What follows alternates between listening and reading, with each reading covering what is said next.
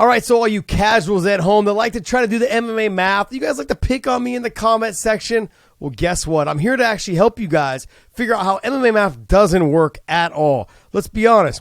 I've been part of one of those MMA maths that just happened last weekend, where I've got the win over Nate Diaz. Nate Diaz got the win over Tony Ferguson, and Tony Ferguson's got the dominant win over me. The three of us are all just different, and that's what makes this unique.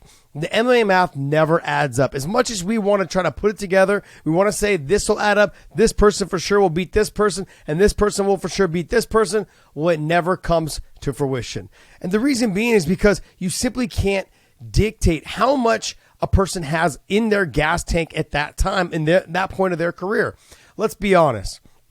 I came over from Strikeforce to the UFC when UFC bought Strikeforce. I was extremely motivated to have a top level fight. I even had to fight to get someone in the top 5 right coming into the UFC.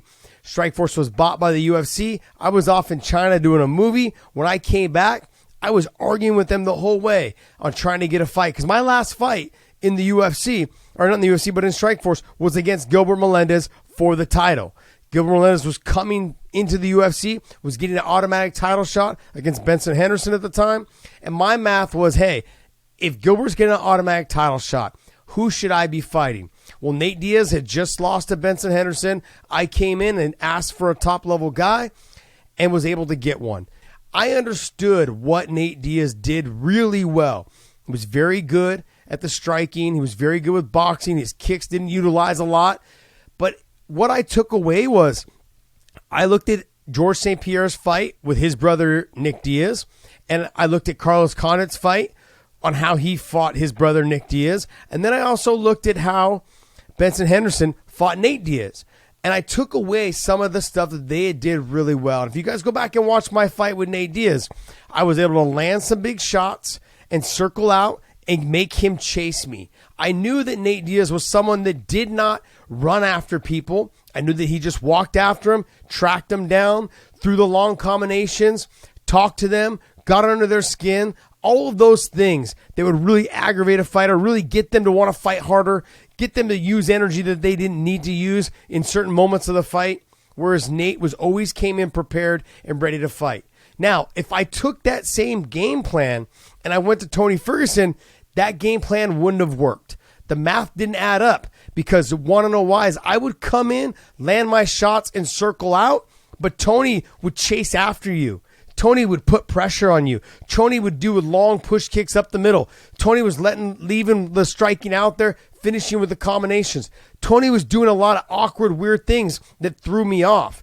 Nate was a very traditional fighter. Nate was someone that walked you down through the boxing, kind of threw sometimes a kick here or there, nothing to really be expected. But the walk down pressure is usually how fighters broke under the pressure. They got put on their back heel and they didn't know how to handle it, and they tried to fight harder standing against the fence or in the phone booth, and it worked against them when you're dealing with someone like Nate Diaz. Tony Ferguson was the other person. He was the person that threw the knees up the middle, threw the elbows. He could fight you in a phone booth with elbows, and I found that out the hard way. He was someone that could change up the fight, didn't have a specific style. He would defend takedowns most awkwardly. I got a takedown on him in the very first exchange. He just turned and rolled right through it. And from that moment on, it deterred me from really trying to shoot takedowns. That is something that most fighters are not prepared to deal with. I wasn't prepared to deal with it. You've seen other fighters that have tried to take him down, him do it to them, or when they rock him, he just turns and rolls away, and it throws them off. They don't want to chase after him. They don't want to make themselves look foolish. All of those things is what takes away from a fighter doing more damage to someone like Tony Ferguson. But when you look at the two fighters, in Tony Ferguson and Nate Diaz, they match up differently than how I matched up with the two of them. Tony Ferguson is someone that will push forward and push forward. And what happens is Nate will push forward as well. And like I said, had I decided to fight Tony Ferguson, or not Tony, but had I decided to fight Nate Diaz in a phone booth, it probably wouldn't have worked out for me. Tony Ferguson is someone who tried to fight him in the phone booth, getting close with the elbows, throwing the long kicks, but then getting closer to land the combinations.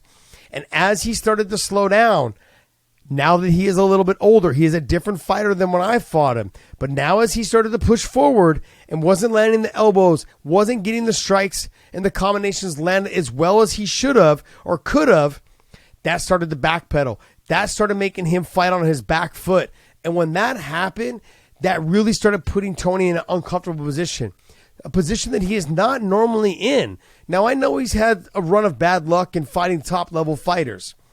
But in this fight, the two of them, the matchup favored Nate Diaz if Tony didn't fight to his potential. And what I mean by that is the Tony of old, the confidence that Tony possessed when he was fighting, when he was going through that win streak. I think it was 11 or 12 fights in a row leading up to his interim title and him winning the interim title, and then him having to be, him supposed to fight Khabib several times and not happening. During that stint of all of this stuff, Tony Ferguson was doing a great job of mixing it up and throwing it all in the kitchen sink. In this fight against Nate Diaz, that was not what he did. He tried to mix it up. It wasn't working. And he found himself on the back foot and starting to slow down. And he put himself in positions to be finished or to get hit with big shots and eventually led to the takedown. Even listening to Tony Ferguson at the very end, when he said, I should have been standing, I shouldn't have been wrestling, put himself into that position, it worked against him. The MMA math doesn't add up. And this goes also to another past fight, was the Cody Garbrandt and Dominic Cruz and the TJ Dillashaw fight. All of these fighters possess different attributes that would pose threats to each other.